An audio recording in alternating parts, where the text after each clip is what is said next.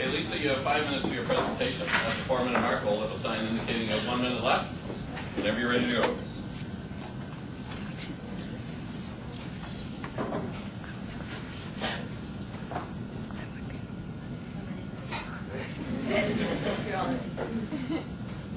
Alcohol. For some, this substance symbolizes pleasure, while for others, it is disliked and even symbolizes evil. But one thing is for sure. Drinking and driving should never be mixed, because in the blink of an eye, this deadly combination can affect every single Canadian, because we all share the same road. Did you know that 1 in 10 Canadians are affected by this issue?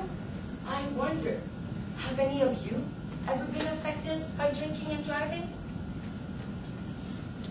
Affiliate Executive Director for Mothers Against Drinking and Driving, I am Lisa Anya.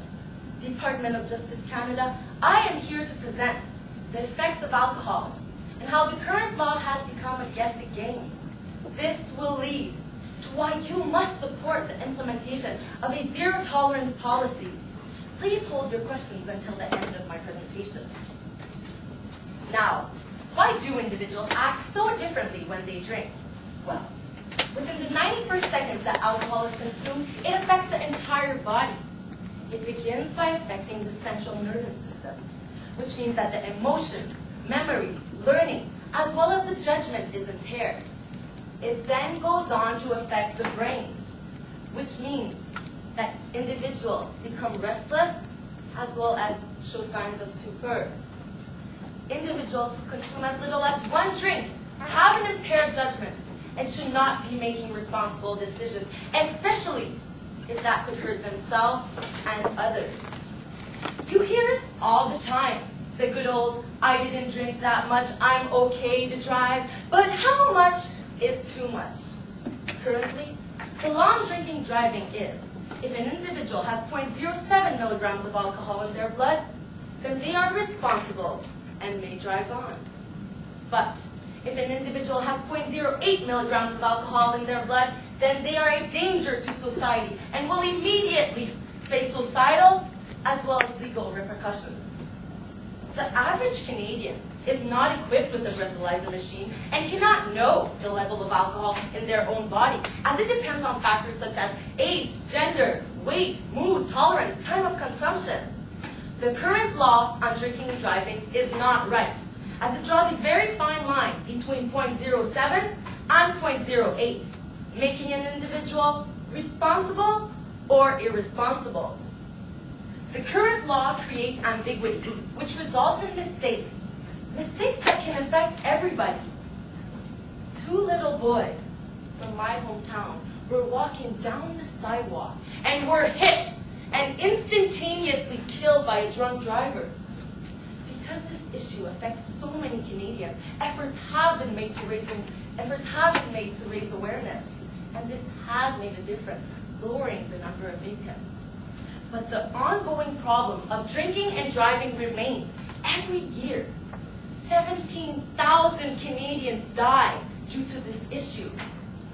A zero-tolerance policy does make a difference. In the United States, there are 30 states that have implemented a zero-tolerance policy for people under the age of 21. And still, they have 20% less fatal crashes related to alcohol when compared to the remaining 20 states.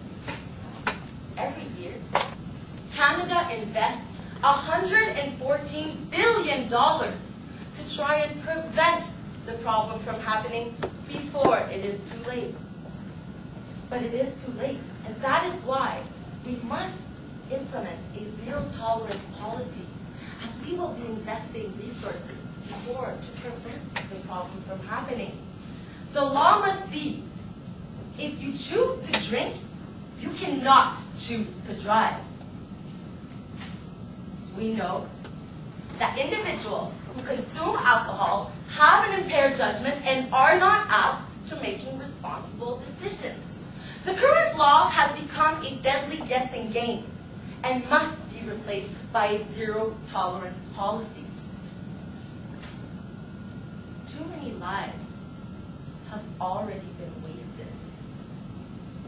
We must react, as this could affect you or your loved ones in the blink of an eye. But we have the power as Canadians to do something.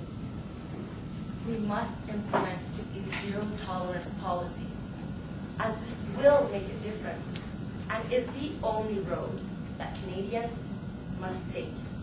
Thank you.